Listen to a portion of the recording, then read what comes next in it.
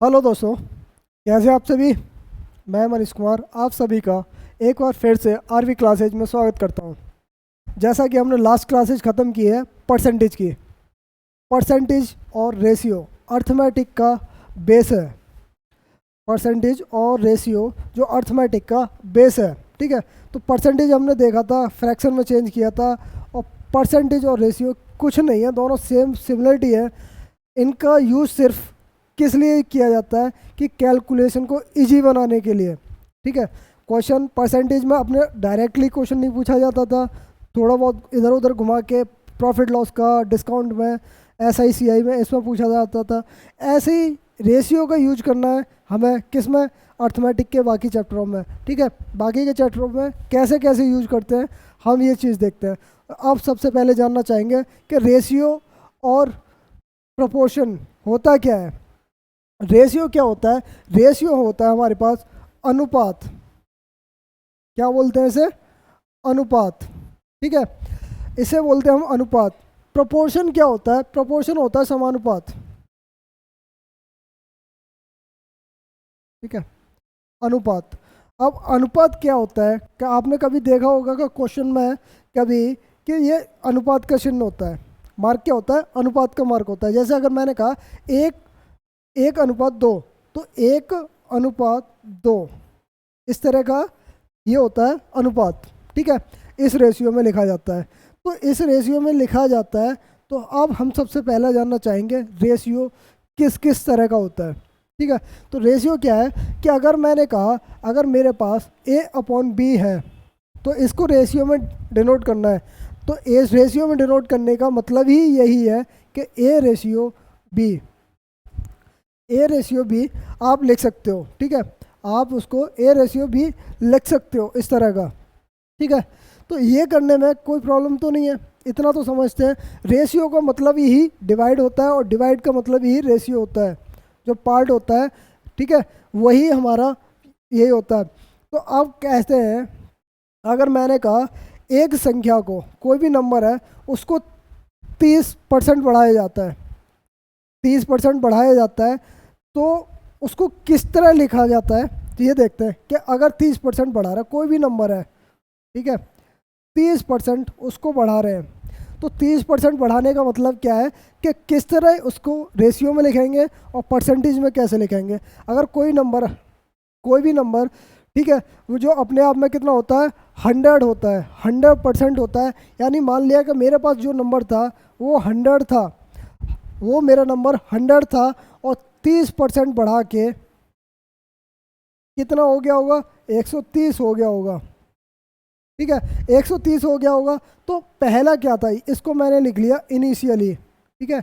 Initially हो गया और ये फाइनल हो गया, फाइनल हो गया, ठीक है।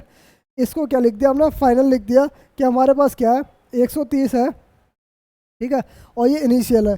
पहले 100 से 130 हो गया, कब कि वो 30% बढ़ाया जा रहा है, तो 30% बढ़ाया जा रहा है। तो अगर इसी चीज़ को रेशियो में लिखना चाहूँ तो इसको मैं ऐसे भी लिख सकता हूँ, ऐसे लिख दिया हूँ। तो इससे 0 से 0 काट दिया, यानी आप लिख सकते हो 10:13, ठीक है। ये चीज़ें क्या होती है, ये रेशियो में लिख गया, ये रेशियो में लिख गया, और ये हमारा परसेंटेज में बढ़ के आया था नंबर्स।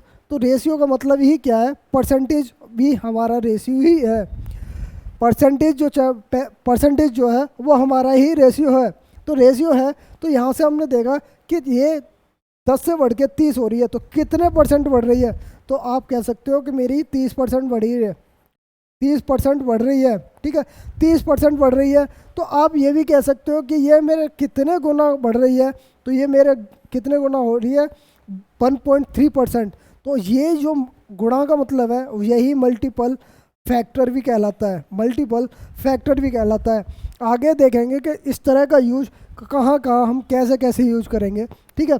तो अब जैसे ही मैं कोई क्वेश्चन लेता हूँ, ठीक है, मैंने कोई क्वेश्चन लिया कि एक नंबर है जिसको 24% बढ़ाया जाता है, जिससे वो नंबर 96 हो जाता है, ठीक है, जिससे नंबर वो 96 हो जाता है 24% बढ़ाने के बाद। 24% बढ़ाने के बाद वो नंबर हमारा कितना हो जाता है, 96 हो जाता है, 96 हो जाता है। तो अब वो कह सकता है कि आप 24% बढ़ा रहे हो और नंबर कितना हो रहा है, 96 हो रहा है। तो पहले नंबर कितना था, पहला इनिशियली नंबर कितना था, ये अगर सवाल पूछ लिया जाए तो इनिशियली वो नंबर कितना था, ठीक है, ये फाइनल नंबर था। तो आप कह सकते हो 24% को बढ़ाने कितना लिख सकते हो आप लिख सकते हो इसको 6/25, 24 को आप लिख सकते हो 6/25। और जो ये हमारा क्या होता है, ये हमारा इनिशियली वैल्यू होती है, इनिशियली वैल्यू होती है, ठीक है, इनिशियल वैल्यू होती है। जब इनिशियली ये वैल्यू होती है, ठीक है, ये इनिशियल वैल्यू होती है, इसी को हम बेस कहते हैं कि हम इसी को मान के आगे क्वेश्चन को करेंगे, आगे क्वेश्चन को करेंगे, इसी को मान के करेंगे। तो 25, पहले नंबर हमारा 25 था, ठीक है, 25 था, लेकिन वो बढ़ा के कितना बढ़ रहा है, ये हमारा क्या होता है, चेंज होता है, ये क्या होता है हमारा, चेंज होता है। तो चेंज कितना बढ़ा के हो रहा है, 31 हो रही है, ठीक है, 31 हो रही है। 6 बढ़ा दिए, 25 में 6 बढ़ गया। पहला फाइनली हमारा कितना था, 25 था, और ये फाइनल हमारे पास कितना हो गया, 31 हो गया। तो हमारे पास फाइनल की वैल्यू पहले से दे रखी है, कितनी है कि 31 है, यानी 31 यूनिट की वैल्यु हमें पहले से दे रखी है, 96। तो हमें क्या निकालनी है, 25 यूनिट की वैल्यू निकालनी है। तो 25 यूनिट की वैल्यू निकालने के लिए 96 बट्टे 25 बट्टे कितना हो जाएगा, 36, 31 गुणा 25। तो ये हमारी वैल्यू आनी चाहिए, ठीक है, ये वैल्यू आनी चाहिए। तो बस आपको क्या करना था, आपको बस यही चीज़ करनी थी, जब भी इस तरह का यूज किया हमने, ये तो हमने इस तरह निकाल लिया, यहाँ ना निकाल के इतना करने के बाद आप डायरेक्ट यहाँ से भी देख सकते थे कि हमारी जो वैल्यू हो रही है 96 फाइनली किसके बराबर हो रही है, 31 के। तो ये कितने, यहाँ से आप देखें इसका मल्टीपल फैक्टर, इसका मल्टीपल फैक्टर देखें तो ये कितने बराबर हो रहा होगा, ये 31/25 के बराबर नहीं हो रही होगी। मल्टीपल जो फैक्टर हो रहा है हमारा, मल्टीप्लाइंग फैक्टर जो है वो कितना, 31/25 के बराबर नहीं हो रही, क्योंकि अगर मैं 25 का 31/25 निकालूं तो 31 ही निकल के आएगा। जब हमारा 31 निकल के आएगा तो आप कह सकते हो कि अगर मेरे को 96 का अगर मेरे को ये फाइनल नंबर दे रखा है, तो ये फाइनल नंबर दे रखा है, तो आप इसका डायरेक्ट उल्टा करके 25/31 ये निकाल दो, हमारा स्टार्टिंग इनिशियल वैल्यू निकल आएगी, ठीक है। चलिए आगे बढ़ते हैं, आगे एक और चीज़ समझते हैं हम कि आगे क्या है ये, ठीक है। अगर रेशियो हमेशा क्या है कि रेशियो हमेशा पूर्णांक नंबर में होता है, पूर्णांक नंबर में होता है, दशमलव में कभी नंबर नहीं होगा, ठीक है, दशमलव में कोई नंबर नहीं होगा। जैसा कि अगर मैंने मान लिया कि मेरे पास तीन नंबर हैं, ए बी और सी इन रेशियो में है, ठीक है, और मैंने कहा ये हमारे पास 0.5 रेशियो 0.08 रेशियो, ठीक है, ये लिख दिया मैंने 0.9 के बराबर है, ठीक है, 0.9 के बराबर है। तो आप इसको कैसे कन्वर्ट करोगे, ये हमारा रेशियो का मतलब है। ये रेशियो ये गलत तरीके से लिखा है, इस तरह का रेशियो नहीं बन सकता। अब इसको हमें सिंपल फॉर्म में लिखना है। सिंपल फॉर्म में लिखने के लिए क्या करना है कि आप करेंगे 0.5 रेशियो 0.08 रेशियो और रेशियो 0.9 रेशियो। अब इसको सिंपल फॉर्म में लिखने के लिए आप क्या करें कि आप 0.08 है, इसको 100 से गुणा कर दीजिए, 100 से गुणा कर दीजिए, आपको ये सिंपल फॉर्म में निकल के आ जाएगा। आप देखें तो 0.5 इंटू 100 कितना आ गया, 50, ठीक है, रेशियो ये कितना 0.08 इंटू 100 ये आ गया हमारे पास 8, ठीक है, रेशियो कितना आ गया 9.9 इंटू 100 तो ये कितना हो गया 90। अभी भी ये यहाँ से कैंसिल आउट हो जाएगा, 2 से अगर 2 को मैं फैक्टर निकाल देता हूँ तो मेरे पास कितना आएगा 25/4/45, दैट्स इट। तो ये हमारा सिंपल फॉर्म में रेशियो है, सिंपल फॉर्म में रेशियो ये है। तो राइट आंसर हमारा हमेशा इस तरह का ही आएगा, जो भी पूर्णांक में होगा वही हमारा नंबर होगा, ठीक है। अगर एक और चीज़ देखते हैं हम कि अगर मैंने एक और चीज़ देखी, अब इस तरह का अगर यह हुआ कि हमारे पास 3 नंबर हैं, अब 3 नंबर हैं, ये रेशियो में क्या होता है कि अगर ये फ्रैक्शन में दे रखा हो रेशियो तो उसको कैसे सॉल्व करते हैं। फ्रैक्शन में सॉल्यूशन कैसे होता है, अगर 1/2 रेशियो 1/3 रेशियो 1/5 इस तरह दे रखा हो तो इस रेशियो को कैसे सॉल्व करेंगे। इस रेशियो को सॉल्व करने के लिए सिंपली देखेंगे कि हम इसका एलसीएम लेंगे। एलसीएम क्या होगा, एलसीएम क्या होगा 2, 3 और 5 का, आप नया 15 ले सकते हैं, 30 इसका एलसीएम लिया, आप 30 लिया एलसीएम इसका, तो हमारे पास क्या मिला, 2 से ये 15 मिल गया, ये 3 से 10 मिल गया और ये 5 से 6 मिल गया। तो हमारे पास रेशियो क्या आ गया, ए बी सी का रेशियो आ गया 15:10:6। अब एलसीएम को भूल जाइए, एलसीएम जो हमने लिया था, ठीक है, उसको भूल जाइए। अगर मैं इतना कर दूं या फिर ऐसा करके कि मैंने ये किया, ठीक है, या ऐसा करके मैं इनका एलसीएम जो लिया अगर मैं इसका इंटू कर दूं 30 तब भी वही नंबर आएगा। देखो 1/2 का 30 कितना हो गया 15, रेशियो 3 का कितना आ गया 10, रेशियो ये कितना आ गया 6।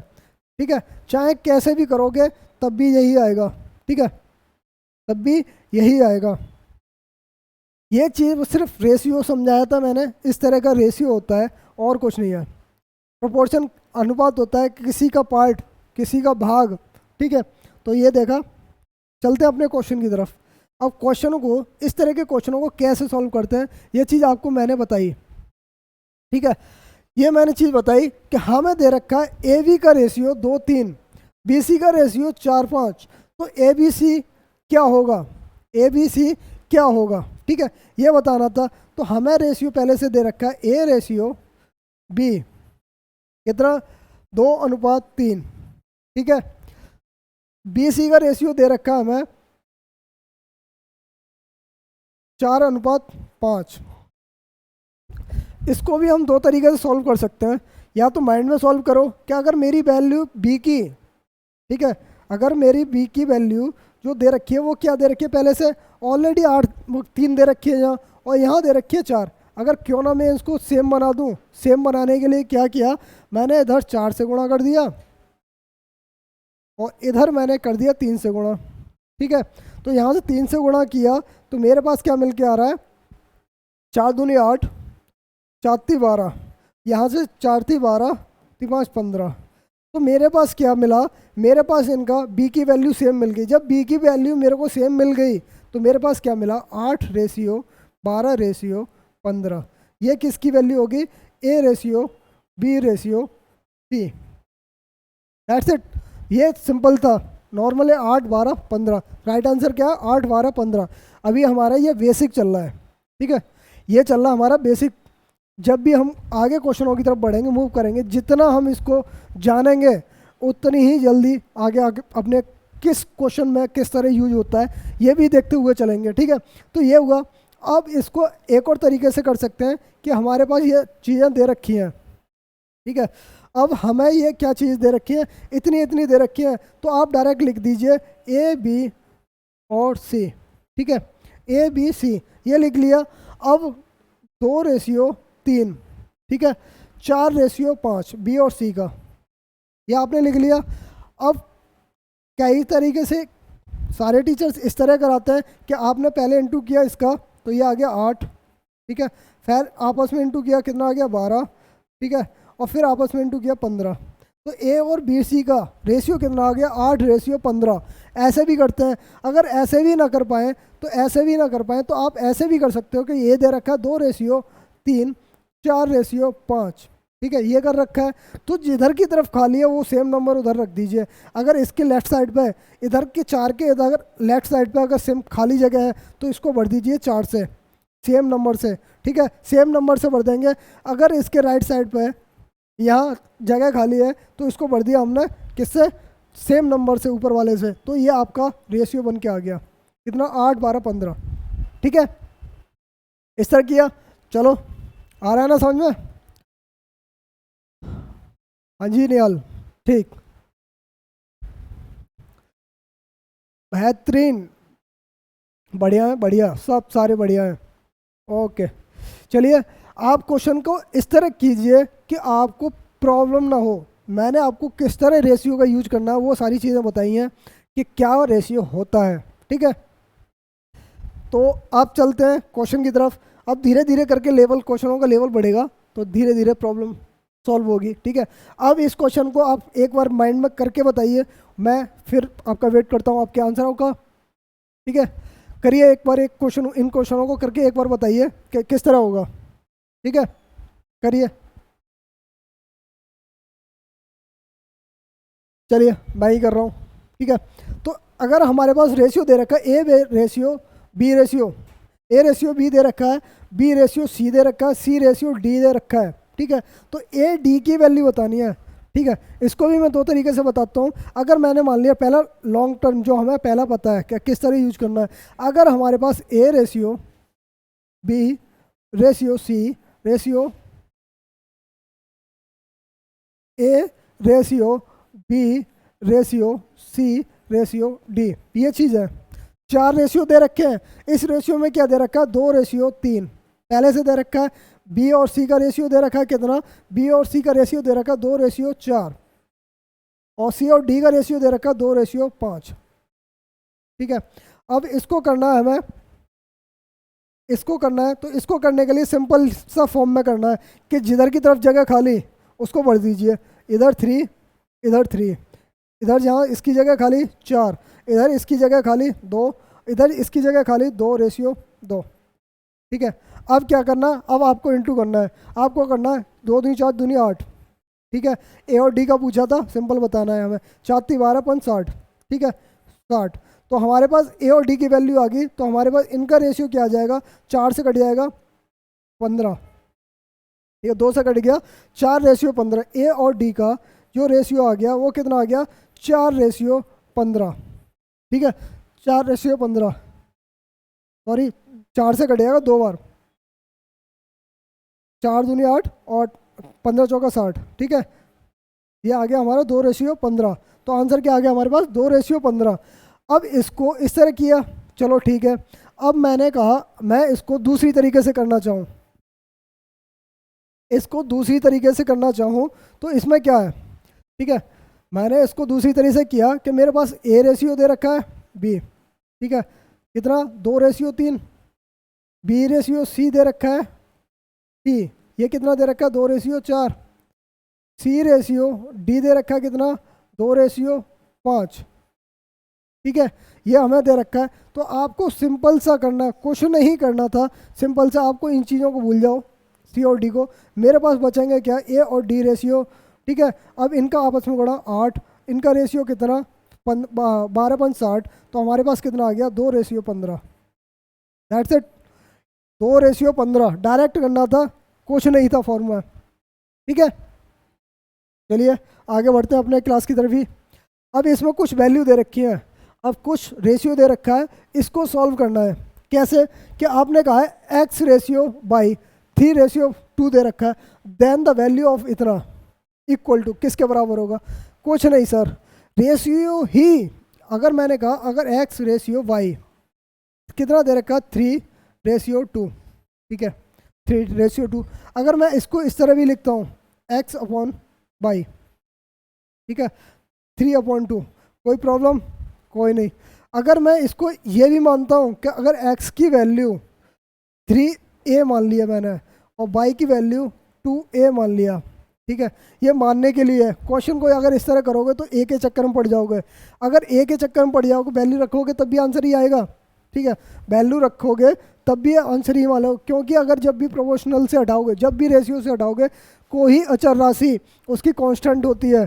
ठीक है, रेशियो का मतलब क्या है, अगर मैं कहा कि रेशियो को मैंने 15:10 कर दिया और इसी रेशियो को 15:2 लिख दिया, तो सिंपल फॉर्म में इसको ऐसे भी लिख सकता हूँ मैं, 3:2।